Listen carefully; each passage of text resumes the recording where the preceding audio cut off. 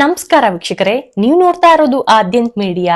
ಕರ್ನಾಟಕದ ಸಂಸ್ಕೃತಿಯಲ್ಲಿನೇ ಕೊಟ್ಟೂರು ತೇರು ಎಳೆದರೆ ಜನ್ಮ ಪಾವನ ಎಂಬ ನಂಬಿಕೆ ಇದೆ. ಬಯಲು ಸೀಮೆಯ ಅತಿ ದೊಡ್ಡ ಸಂಭ್ರಮದ ಹಿಂದಿನ ಕಾರಣಗಳೇನು? ಒಂದು ಜಾತ್ರೆಗೆ ಲಕ್ಷಾಂತರ ಜನರು ಬಂದು ಪಾದಯಾತ್ರೆ ಮಾಡ್ತಾರೆ ಅಂದ್ರೆ ಈ ದೇವಸ್ಥಾನ ಎಷ್ಟು ಶಕ್ತಿಶಾಲಿಯಾಗಿರ್ಬೇಕು. ಹಾಗಾದ್ರೆ ಬನ್ನಿ, ಕೊಟ್ಟೂರೇಶ್ವರನ ಪವಾಡಗಳೇನು, ಇತಿಹಾಸವೇನು, ರಹಸ್ಯವೇನು ಎಲ್ಲವನ್ನ ನಾನ್ ತಿಳಿಸ್ತೀನಿ. ನೀವು ಆದ್ಯಂತ್ ಮೀಡಿಯಾ ಚಾನೆಲ್ ನ ಈಗಲೇ ಸಬ್ಸ್ಕ್ರೈಬ್ ಮಾಡ್ಕೊಳ್ಳಿ, ಲೈಕ್ ಮಾಡಿ, ಶೇರ್ ಕೂಡ ಮಾಡಿ. ಕೊಟ್ಟೂರು ಪಾದಯಾತ್ರೆ ಕೇವಲ ಒಂದು ನಡಿಗೆ ಮಾತ್ರ ಅಲ್ಲ, ಅದು ಭಕ್ತರು ತಮ್ಮ ಆರಾಧ್ಯ ದೈವ ಶ್ರೀ ಗುರು ಕೊಟ್ಟೂರೇಶ್ವರನಿಗೆ ಸಲ್ಲಿಸುವಂತಹ ಅತ್ಯುನ್ನತ ಭಕ್ತಿ ಸೇವೆ.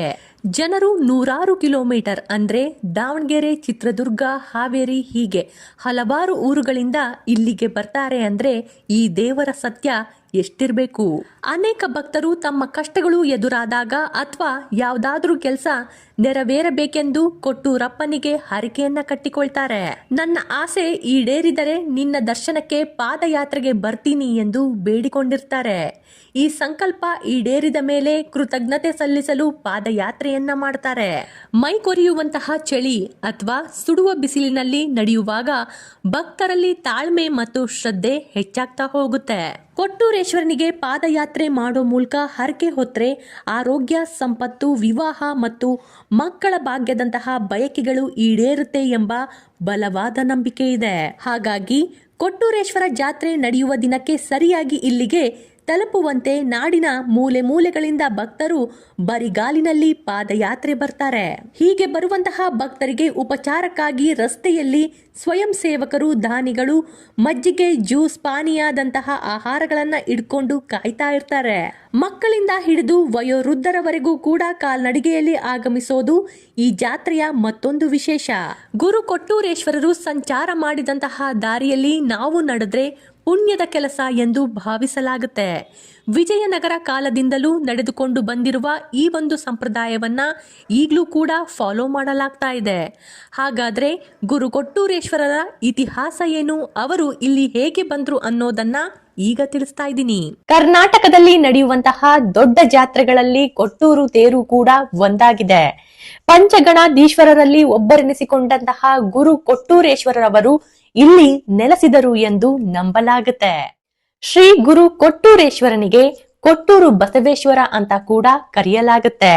ಪ್ರತಿ ವರ್ಷ ಫೆಬ್ರವರಿ, ಮಾರ್ಚ್ ತಿಂಗಳಲ್ಲಿ ಇಲ್ಲಿ ರಥೋತ್ಸವಗಳು ಜರುಗಿದ್ರೆ ಡಿಸೆಂಬರ್ ತಿಂಗಳಲ್ಲಿ ಲಕ್ಷ ದೀಪೋತ್ಸವಗಳು ನಡೀತಾ ಹೋಗುತ್ತೆ.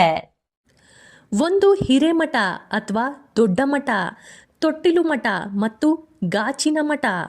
ಗಾಚಿನ ಮಠದಲ್ಲಿ ಅಕ್ಬರ್ ಚಕ್ರವರ್ತಿ ಕೊಟ್ಟಿರುವಂತಹ ಒಂದು ಮಂಚ ಕೂಡ ಇದೆ. ಈ ಗಾಚಿನ ಮಠದಲ್ಲಿ ಶ್ರೀ ಸ್ವಾಮಿಯ ಜೀವಂತ ಸಮಾಧಿಯೂ ಇದೆ.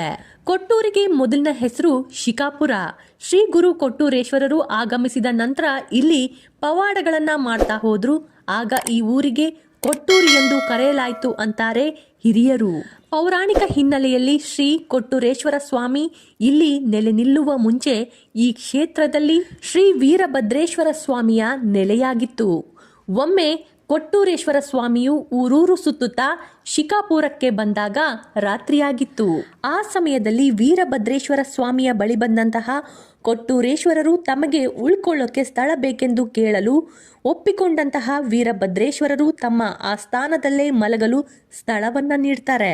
ಬೆಳಗಾಗುವ ಹೊತ್ತಿಗೆ ಸಂಪೂರ್ಣವಾಗಿ ಇಡೀ ಆಸ್ಥಾನವನ್ನ ಕೊಟ್ಟೂರೇಶ್ವರರೇ ಆವರಿಸಿಕೊಂಡು ಬಿಟ್ಟಿದ್ರು. ಶ್ರೀ ವೀರಭದ್ರನಿಗೆ ಸ್ಥಳವೇ ಇಲ್ಲದಂತೆ ಮಾಡಿದ್ರು. ಆಗ ವೀರಭದ್ರ ಸ್ವಾಮಿಗಳು ಕೊಟ್ಟೂರೇಶ್ವರನಲ್ಲಿ ಕೇಳಿದಾಗ, ನೀವು ನಿಮ್ಮ ಸ್ಥಳವನ್ನ ನನಗೆ ನೀಡಿ ಎಂದು ಕೇಳಿಕೊಂಡರು. ನೀವು ಕೊಡದ ಗುಡ್ಡಕ್ಕೆ ಹೋಗಿ ನೆಲೆಸಿರಿ ಎಂದು ಹೇಳಿದರು.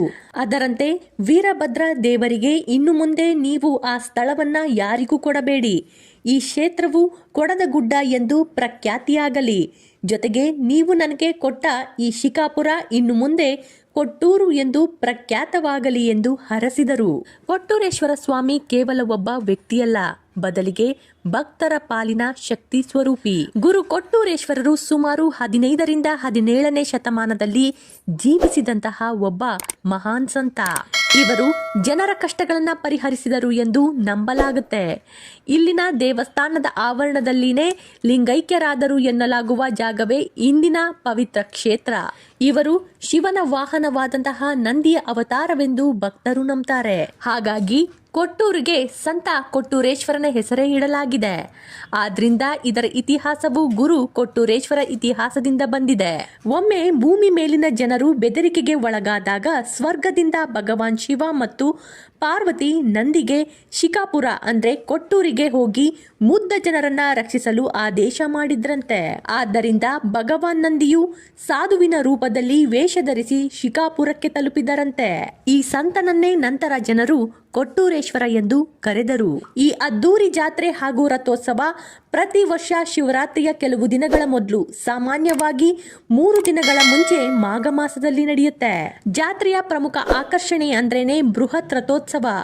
ಅತ್ಯಂತ ಎತ್ತರದ ಮತ್ತು ಸುಂದರವಾಗಿ ಅಲಂಕರಿಸಲ್ಪಟ್ಟಂತಹ ರಥವನ್ನ ಭಕ್ತರು ಎಳೆಯುವ ದೃಶ್ಯ ಮೈಮನ ಜುಮ್ಮೆನ್ನುತ್ತೆ. ರಥದ ಮೇಲೆ ಬಾಳೆಹಣ್ಣು ಮತ್ತು ಉತ್ತತ್ತಿಯನ್ನ ಎಸೆಯುವ ಮೂಲಕ ಭಕ್ತರು ತಮ್ಮ ಭಕ್ತಿಯನ್ನ ಸಮರ್ಪಣೆ ಮಾಡ್ತಾ ಇದ್ದಾರೆ. ಜಾತ್ರೆಯಲ್ಲಿ ಜಾತಿ ಮತದ ಭೇದವಿಲ್ಲದೆ ಎಲ್ಲರೂ ಪಾಲ್ಗೊಳ್ತಾರೆ. ಸುಮಾರು 80ರಿಂದ 85 ಅಡಿ ಎತ್ತರದ ಭವ್ಯವಾದ ರಥವನ್ನ ಎಳೆಯೋದು ಈ ಜಾತ್ರೆಯ ಪ್ರಮುಖ ಆಕರ್ಷಣೆ. ರಥವು ತನ್ನಷ್ಟಕ್ಕೆ ತಾನೇ ಚಲಿಸುವುದು ಇಲ್ಲಿನ ವಿಶೇಷ ಪವಾಡವೆಂದು ಜನರು ನಂಬ್ತಾರೆ. ನಿಮಗೆ ಆಶ್ಚರ್ಯ ಅನ್ನಿಸಬಹುದು. ಕೊಟ್ಟೂರು ಪಟ್ಟಣ ಸೇರಿದಂತೆ ಸುತ್ತಮುತ್ತಲಿನ 10 ಹಳ್ಳಿಗಳಲ್ಲಿ ಸಾಮಾನ್ಯವಾಗಿ ಎಲ್ಲಾ ಮನೆಗಳಲ್ಲಿ ಒಬ್ಬರಾದ್ರೂ ಕೊಟ್ರೇಶ ಅಥವಾ ಕೊಟ್ರಮ್ಮ ಎಂಬ ಹೆಸರನ್ನ ಇಟ್ಕೊಂಡಿರ್ತಾರೆ. ಕೊಟ್ಟೂರು ಪಟ್ಟಣದಲ್ಲಿ ನಿಂತು ಕೊಟ್ರೇಶ ಎಂದು ಕರೆದ್ರೆ ಸಾಕು, 10 ಜನ ಏಕಕಾಲಕ್ಕೆ ತಿರುಗಿ ನೋಡ್ತಾರೆ. ಈ ಜಾತ್ರೆಗೆ ಕರ್ನಾಟಕ ಮಾತ್ರ ಅಲ್ಲ, ನೆರೆಯ ರಾಜ್ಯದಿಂದಲೂ ಲಕ್ಷಾಂತರ ಅಂದ್ರೆ 2 ರಿಂದ 8 ಲಕ್ಷ ಜನ ಬರ್ತಾರೆ. ಗುರು ಕೊಟ್ಟೂರೇಶ್ವರ ವಿಗ್ರಹವನ್ನ ರಥದೊಳಗೆ ಇರಿಸಲಾಗುತ್ತೆ ಮತ್ತು ನಂತರ ಅವರಿಗೆ ಬುಡಕಟ್ಟು ಜನರು ಹಾಲು ಅಂದ್ರೆ ಗಿಣ್ಣದ ಹಾಲನ್ನ ಬಡಿಸ್ತಾರೆ. ಈ ಬುಡಕಟ್ಟು ಕುಟುಂಬಕ್ಕೆ ಪ್ರತಿ ವರ್ಷ ಹಸು, ಎಮ್ಮೆ ಅಥವಾ ಮೇಕೆ ಈ ದಿನದಂದು ಮರಿಯನ್ನ ಜನ್ಮ ನೀಡುತ್ತೆ ಎಂಬ ನಂಬಿಕೆ ಇದೆ. ಈ ಸಮಯದಲ್ಲಿ ಪಡೆದ ಹಾಲನ್ನ ಭಗವಂತನಿಗೆ ಅರ್ಪಣೆ ಮಾಡಲಾಗುತ್ತೆ. ನಂತರ ರಥವು ಈ ನಿರ್ದಿಷ್ಟ ದಿನದಂದು ಕೆಲವು ಸಮಯದಲ್ಲಿ ಹೊಂದಿಕೆಯಾಗುವ ಮೂಲ ಎಂಬ ನಕ್ಷತ್ರದೊಂದಿಗೆ ಚಲಿಸಲಾಗುತ್ತೆ. ಈ ನಕ್ಷತ್ರವು ಮೂಲ ನಕ್ಷತ್ರಕ್ಕೆ ಹೊಂದಿಕೆ ಆಗೋವರೆಗೂ ಈ ರಥ ಮುಂದಕ್ಕೆ ಚಲಿಸೋದಿಲ್ಲ. ಇದು ಕೊಟ್ಟೂರು ತೇರಿನ ವಿಶೇಷತೆಯಾಗಿತ್ತು. ನನ್ನ ವಿಡಿಯೋಗಳು ನಿಮ್ಗೆ ಇಷ್ಟ ಆಗ್ತಾ ಇದ್ರೆ ಲೈಕ್ ಮಾಡಿ, ಶೇರ್ ಮಾಡಿ, ಹಾಗೆ ಸಬ್ಸ್ಕ್ರೈಬ್ ಮಾಡೋದನ್ನ ಮಾತ್ರ ಮರಿಬೇಡಿ. ಧನ್ಯವಾದಗಳು.